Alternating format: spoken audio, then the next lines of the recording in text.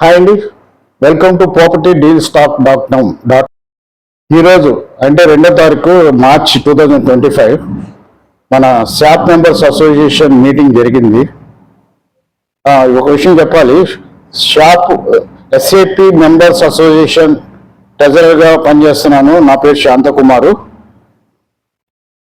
ఈరోజు meeting agenda ఏంటంటే LRS doubts clear చేయడం కోసం మన ప్రెసిడెంట్ వెంకటరెడ్డి గారు ఈ టాపిక్ గురించి పూర్తిగా వివరిస్తారు. చాలా మందికి ఎల్ఆర్ఎస్ మీద డౌట్లు ఉన్నాయి. ఆ డౌట్లు క్లియర్ చేయడం కోసమే ఈరోజు meeting main agenda. President Venkatareddy గారు మాటలు ఫస్ట్ నుంచి లాస్ట్ వరకు ఏనండి, ఎల్ఆర్ఎస్ మీద మీకు మంచి క్లారిటీ వస్తుందని మా ఉద్దేశం.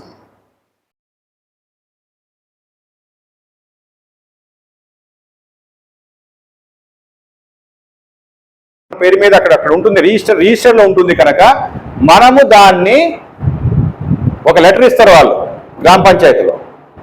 సో పర్సన్ దీనికి ఇంత జాగా ఉంది, ఇంత ఇల్లు ఉంది, పక్కా ఇల్లా కాదా అన్నదానికి వాళ్ళకు సర్టిఫికెట్ ఇస్తారు.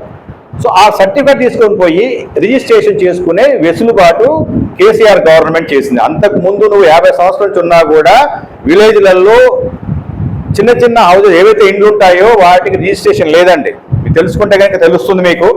కేసీఆర్ వచ్చిన తర్వాత కొద్ది రోజులు ఇచ్చాడు, మళ్ళీ మధ్యలో ఆపేశాడు, మళ్ళీ ఇప్పుడు రన్ అవుతుందండి.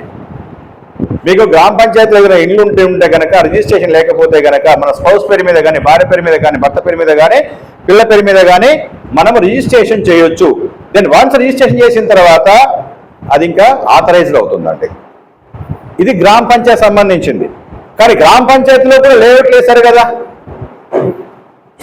ఎప్పుడు కూడా ఏంటంటే ఆథరైజ్ అనాలంటే డిటిసిపి లేఅవుట్, హెచ్ఎండి లేఅవుట్, ఈ రెండేనండి మనకున్నది. డిటిసిపి లేఅవుట్ నామ్స్ ఉంటాయండి. డిటిసిపి ఏంటంటే హెచ్ఎండిఏ పరిధి దాటి బయటికి వెళ్ళిన లేఅవుట్లన్నీ కూడా డిటిసిపి లేఅవుట్ అంటారు. చూడండి, డిటిసిపి అనగానే డిస్ట్రిక్ట్, టౌన్షిప్ అండ్ కంట్రీ అండి. కౌంటీ, కంట్రీ అంటే కంట్రీ గుడ్స్ అంటే చూడండి, అది ఎక్కడో ఓడి మనకు వచ్చింది. సో డిటిసిపి ఏంటంటే నామ్స్ ఏంటంటే రోడ్లు కంపల్సరీ 30% ఉండాల్సిందే, పార్కులు వదలాలి, డ్రైనేజ్ చేయాలి, ఎలక్ట్రిసిటీ ఉండాలి. ఇవి చేసిన తర్వాత మాత్రమే వాళ్ళు వెరిఫై చేసిన తర్వాత వాళ్ళు మనకు గోహెడ్ ఇచ్చేస్తారు. అది ఆథరైజ్డ్ లేఅవుట్. అవి కూడా ఒకప్పుడు మోసం జరిగాయి. డిటిసిపిలో కూడా పార్కులు వదలలేదు, డబ్బులు తినేసారు, చేయలేదు. అప్పుడు ఏంటంటే మార్టిగేజ్ అనే ఒక ఇష్యూ లేదండి. అప్పుడు మార్టిగేజ్ అనే కాన్సెప్ట్ లేదు. అప్పుడు మీరు డబ్బులు తీసుకొని వాళ్ళు డబ్బులు తీసుకొని చేసేసాడు, కానీ డ్రైనేజ్ వేయలేదు, ఎలక్ట్రిసిటీ వేయలేదు, వీడు అప్రూవల్ ఇచ్చేసాడు, మనం కొనుక్కున్నాం. డిటిసిపి అప్రూవల్ వచ్చింది కానీ దాని ప్రకారం డెవలప్మెంట్ జరగలేదు. సో అవి కూడా ఇష్యూ. ఇప్పుడు ఏమవుతుంది అంటే డిటిసిపి లేఅవుట్ కావాలన్నా కూడా నియర్లీ 30% అనుకో, 20 to 30% అండి. క్లియర్గా నాకు తెలియదు, ఐడియా లేదు దాని మీద ఎంత పర్సెంటేజ్ అన్నది. మార్టిగేజ్ చేయాలి గవర్నమెంట్కి. ఎప్పుడైతే వాళ్ళు వచ్చి వెరిఫై చేస్తారో, ఎవ్రీథింగ్ అనుకున్న నామ్స్ ప్రకారం ఉందని సర్టిఫై చేస్తారో అప్పుడు ఆ 30% ఏదైతే ఉన్నాయో ప్లాట్లు కూడా రిలీజ్ అయిపోతాయి. లేఅవుట్ ఓనర్ అమ్ముకోవడానికి అవకాశం ఉంది. The same rule applicable in HMD limits also. Remaining ఈ రెండు ఎప్పుడైతే మనకు క్రైటీరియా మీట్ అవ్వదో మీ లేఅవుట్లో కొనుక్కున్నా సరే అది ఇల్లీగల్ లేఅవుట్, ఎల్ఆర్ఎస్కి వెళ్ళాలి. క్లియర్ సార్ ఎల్ఆర్ఎస్ ఎందుకు వచ్చిందో?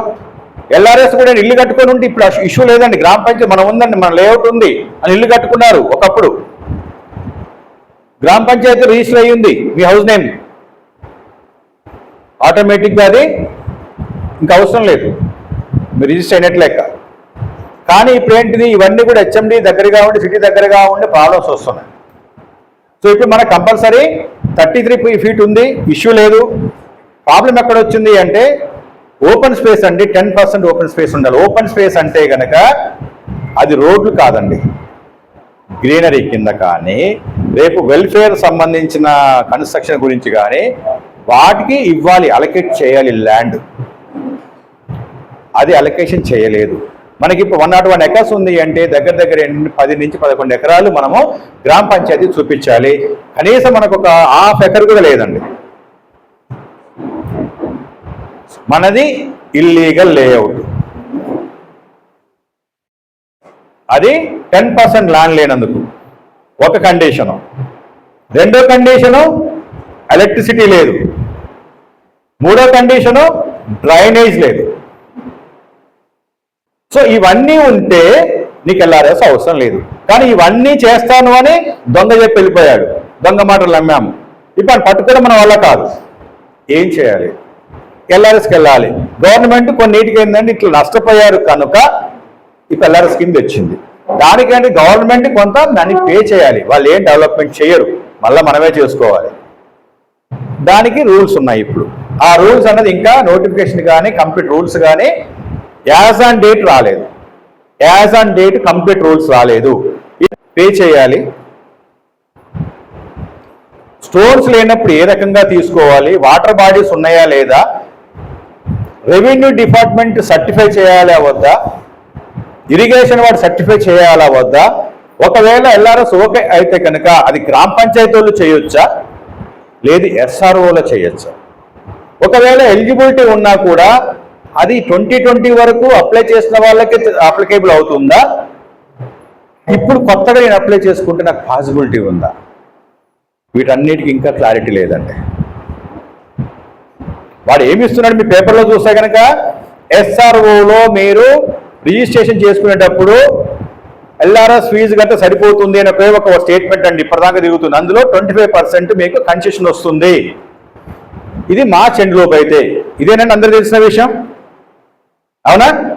ఎవరికది మీరు కరెక్ట్గా క్లియర్ చూస్తే కనుక ఎవడైతే ప్లాట్ ఓనర్ లేఅవుట్ ఓనర్ ఉన్నాడో 10% ఆఫ్ ది ప్లాట్ ఆల్రెడీ అమ్మేసుకొని ఉంటే రిమైనింగ్ 90% వాడు ఇలాంటి వాటికి ఆడు ఓనర్ గాడు, ప్లాట్ లేఅవుట్ ఓనర్ గాడు అంటే వివిఆర్ కొన్నాయనుకోండి సపోజ్ ప్లాట్లు, వాడు హ్యాపీగా ఏంటంటే అక్కడ ఎల్ఆర్ఎస్ ఫీజు పే చేసేసి వాడిని ప్లాట్లు ఫస్ట్ రిజిస్ట్రేషన్ చేయొచ్చు. అది ఫస్ట్ క్లారిటీ ఇచ్చేశాడు వాడు. క్లియర్ అండి? ఇప్పుడు కొత్తగా అమ్ముతున్న లేఅవుట్ ఓనర్ వివిఆర్ అన్న లేఅవుట్ ఓనర్ అండి, వానికి ప్లాట్లు కొన్ని ఉన్నాయి.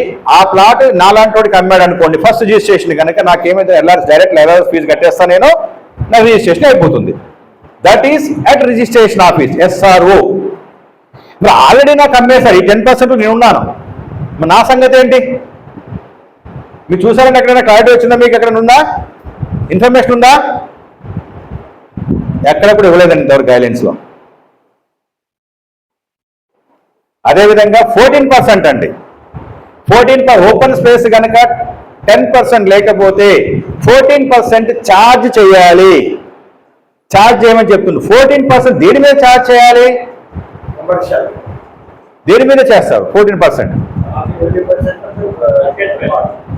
మార్కెట్ వాల్యూనా? మరి ఎల్ఆర్ఎస్ ఎంత? ఎల్ఆర్ఎస్ ఫీజు ఎంత? 14% ఫర్ ఓపెన్ స్పేస్ అన్నప్పుడు ఎల్ఆర్ఎస్ ఎంత?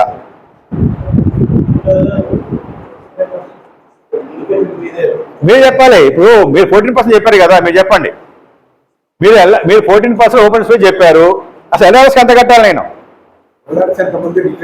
అది చెప్పండి ఎంతో, ఎంత కట్టాలి పర్సంటేజ్? 10% ఎక్కడ ఉంది? క్లారిటీ లేదండి. ఇంతకుముందు ఏంటంటే ఓన్లీ 14% ఎల్ఆర్ఎస్ ఫీజు అని చెప్పారండి. ఇప్పుడు అట్లా చెప్పట్లే వాళ్ళు. 14% ఆఫ్ ది ఓపెన్ స్పేస్, ప్రతి ఓపెన్ స్పేస్ 14% అని చెప్తున్నారు. అంటే సపోజ్ ఏంటంటే మార్కెట్ వాల్యూ వచ్చేసి గవర్నమెంట్ వాల్యూ వచ్చేసి 1000 రూపీస్ అండి. ఇంకోటి అది కూడా మళ్ళీ చూడాలండి, ఇది 2020 ప్రకారం కట్టాలా 14%, నేను 2025 మార్కెట్ వాల్యూ కట్టాలా నేను. అర్థమైందండి? ఇక్కడ 2020 ఎలా అవుతుంది? 2020 చెప్పట్లేదు ఎక్కడ కూడా, 14% ఓపెన్ స్పేస్ చెప్పట్లేదు. ఎల్ఆర్ఎస్ వాల్యూని ఇంతకుముందు ఎల్ఆర్ఎస్ 2020 ఆ మార్కెట్ వాల్యూ ప్రకారం కట్టాలన్నాడు ఒకప్పుడు.